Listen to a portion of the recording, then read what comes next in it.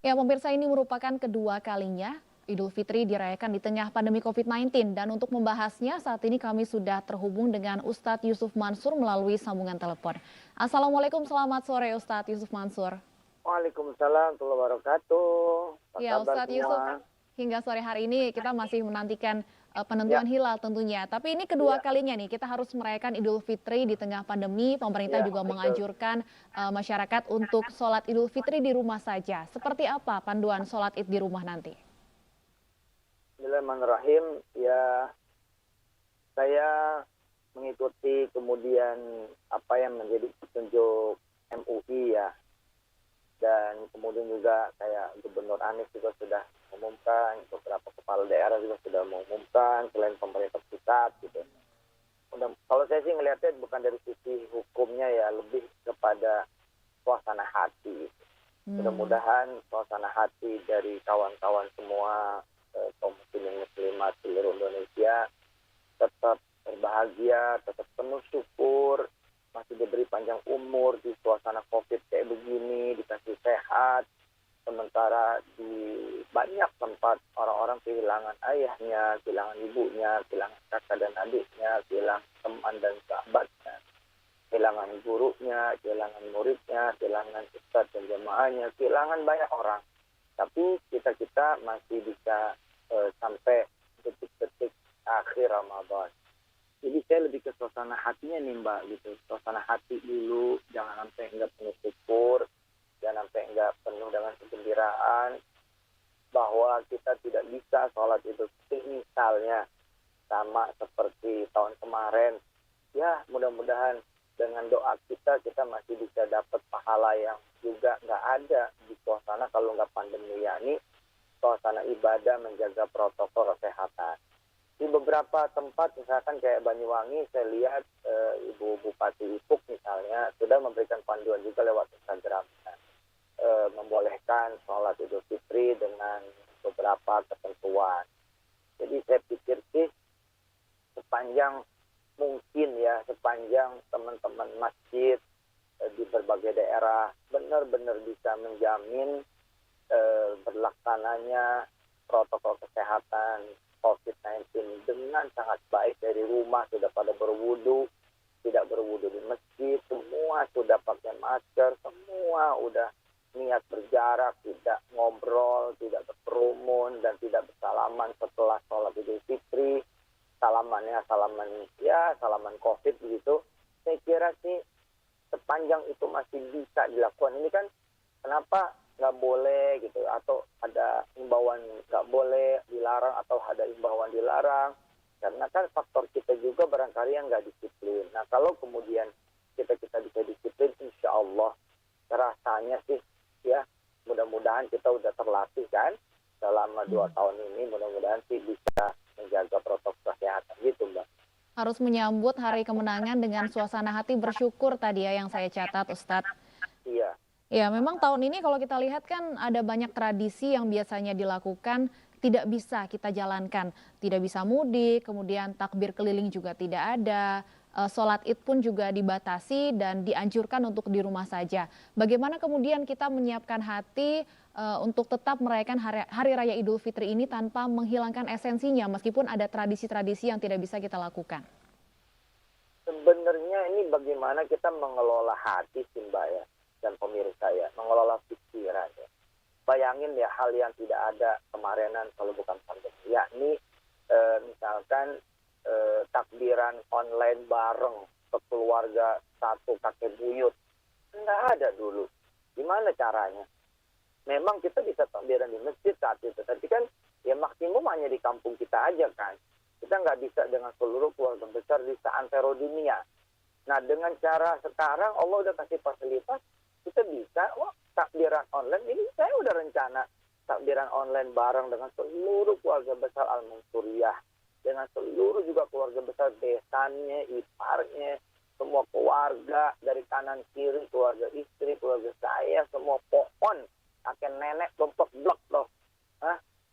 Takbiran online ini kan something new, something yang apa ya, feeling new experiences gitu loh. Ya yuk kita coba pengalaman baru yuk gitu. Bismillahirrahmanirrahim. Mudah-mudahan dengan cara kita mengelola hati, pikiran kita nggak menjadi orang yang tidak kehilangan rasa syukur, gitu Mbak. Amin. Nah, memang salah satu esensi dari Idul Fitri mungkin kan adalah silaturahmi bersama keluarga. Tahun Iya. ini mungkin masih belum bisa dilakukan nih Ustadz, mungkin masih harus bersilaturahmi secara virtual. Seperti apa Anda melihatnya silaturahmi secara virtual Ini kan ini? sesuatu yang baru memang, sesuatu yang baru. Dan alhamdulillah kalau saya dan mungkin banyak sekali mahasiswa-mahasiswi, pelajar, guru-guru, kan sudah mulai terbiasa sebenarnya. Ketemu juga kalau hati tidak saling tertaut, ya kayak nggak ketemu kan, ketemu tapi masing-masing dengan handphone gitu loh, masing-masing dengan keluarganya gitu, tidak dengan keluarga yang kita temuin, nggak tersambung koneksi hati, ya masalah juga gitu. Nah ketika kemudian kita sudah terbiasa dalam 2 tahun ini, lalu kita bisa silaturahim online, ini asli saya dan keluarga saya pribadi aja udah nyoba hidup kok gitu. Kita bercanda-canda gitu, kita ketawa ketiwi, kayak ada di satu ruangan gitu. Ya kita masuk aja gitu di type gitu. Kita coba lebur ya, bersahabat dengan suasana apapun termasuk yang sekarang ini. Baik, Ustadz ditahan dulu sebentar, kita akan kembali melihat pantauan hilal di sejumlah titik di tanah air yang digelar pada hari ini dan kita akan menuju ke Makassar, Sulawesi Selatan. Ada rekan kami Nana Jamal di sana. Iya Nana, seperti apa pantauan hilal di sana sore hari ini? Ya, Stefani, pantauan hilal ini sudah dilakukan sejak sore hari tadi di pukul 15 waktu Indonesia Tengah, di mana persiapan ini sudah dilakukan oleh Badan Hisab Ruqyat maupun dari BMKG wilayah 4 Kota Makassar. Dan hasil pantauan hilal ini sendiri kemudian dilaksanakan ataupun juga sudah diumumkan tadi sebelum berbuka puasa di pukul 17:55 waktu Indonesia Tengah. Dan dari hasil pantauan yang dilakukan oleh Badan Hisab Ruqyat ini sendiri menyatakan bahwa pantauan mereka sesuai dengan prediksi atau perhitungan yang dilaksanakan ataupun yang dilakukan oleh Badan Meteorologi, Klimatologi, dan Geofisika wilayah 4 Kota Makassar yang melihat bahwa bulan ini tenggelam terlebih dahulu pada pukul 17:38 waktu Indonesia Tengah, sementara matahari ini baru terbenam pada pukul 17:55 waktu Indonesia Tengah, sehingga kemungkinan untuk dapat menyaksikan ataupun juga untuk melihat hilal ini tidak dapat dilakukan, sehingga untuk ijtimanya sendiri ini baru bisa terjadi pada pukul 2:59 waktu Indonesia Tengah. Dari BMKG sendiri menyatakan bahwa walaupun Badan Hisab Ruqyat ini tidak akan lagi melakukan pemantauan besok, namun dari BMKG wilayah 4 Kota Makassar masih akan melakukan pantauan besok di wilayah Galesong di Kota Makassar, Barombong. Demikian Stefani. Baik, dari Makassar kini kita menuju ke Surabaya. Sudah ada Oki Arisandi langsung dari One Icon Tunjungan Plaza. Oki, bagaimana pantauan hilal di sana?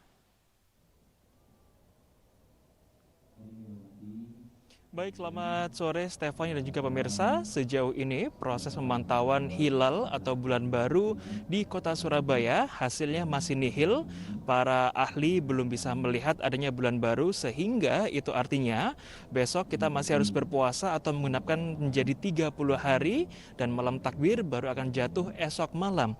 Seperti yang bisa Anda saksikan Stefani dan juga pemirsa, saat ini di One Icon Residence Tunjungan Plaza Kota Surabaya sudah bersiap sejumlah saksi dan juga ahli dan juga alat-alat bantu berupa teleskop maupun teropong yang digunakan untuk melihat bulan baru.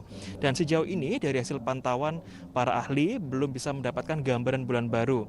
Dan memang One Icon Residence ini sendiri menjadi titik pantauan hilal baru di kota Surabaya yang diinisiasi oleh Wali Kota Surabaya Eri Cahyadi. Dan memang pada awal bulan Ramadan lalu, Wali Kota Surabaya Eri Cahyadi telah mengajukan atau mengusulkan kepada Menteri Agama agar One Icon Residence dijadikan tempat Rukyatul Hilal baru di kota Surabaya. Karena secara ketinggian, gedung ini memiliki ketinggian yang cukup ideal, mencapai 200 meter, dan memang pemandangan ke ufuk barat juga tidak terhalang apapun, baik itu seperti gedung maupun perkantoran lain sebagainya.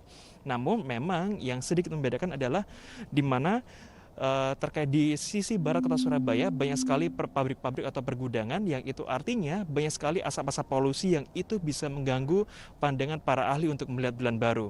Dan sejauh ini bulan belum terlihat dan besok kita masih harus berpuasa mengendapkan menjadi 30 hari. Stephanie, saya kembalikan ke Anda di studio. Baik, pantauan bulan baru belum terlihat di Surabaya. Selanjutnya kita ke Medan. Sudah ada Febrina Permata dari kantor BMKG wilayah 1 Medan. Febrina, bagaimana pantauan hilal di Medan? Ya, selamat sore Stefani dan juga pemirsa. Ini dalam penentuan 1 Syawal 1442 Hijriah, BMKG melaksanakan Rukyatul Hilal di selama 2 hari, yaitu pada hari ini 11 Mei 2021 dan esok 12 Mei 2021. Ada 29 lokasi yang disiagakan untuk memantau hilal pada petang nanti. Dan di tempat saya melaporkan salah ini, di salah satunya ini di rooftop BMKG wilayah 1 Medan di Jalan Ngumban Surbakti. Di sini disediakan satu perangkat teleskop, yaitu teleskop William Optic GT 102 yang disiagakan, yang mana teleskop ini dihubungkan dengan komputer dan juga kamera serta dipadukan dengan teknologi informasi, di mana dalam pemantauan nantinya ini kecerlangan cahaya hilal ini akan direkam oleh detektor yang dipasang di teleskop tersebut, yang nantinya secara otomatis akan mengikuti berubahnya posisi bulan di ufuk barat. Dengan teknologi informasi, nanti data ini akan dikirim ke server BMKG Pusat agar disimpan dan disebarluaskan kepada masyarakat, di mana masyarakat dapat mengaksesnya melalui halaman resmi BMKG Pusat.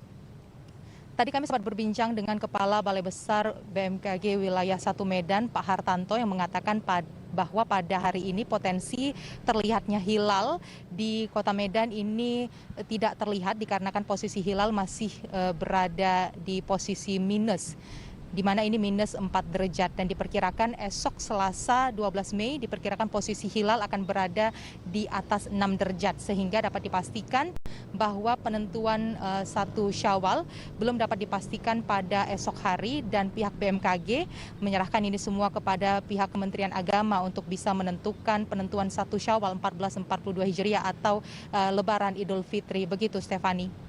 Baik, terima kasih Febrina Permata melaporkan dari kantor BMKG wilayah 1 Medan. Sebelumnya ada Oki Arisandi dari Surabaya dan Nana Jamal dari Makassar. Terima kasih rekan-rekan.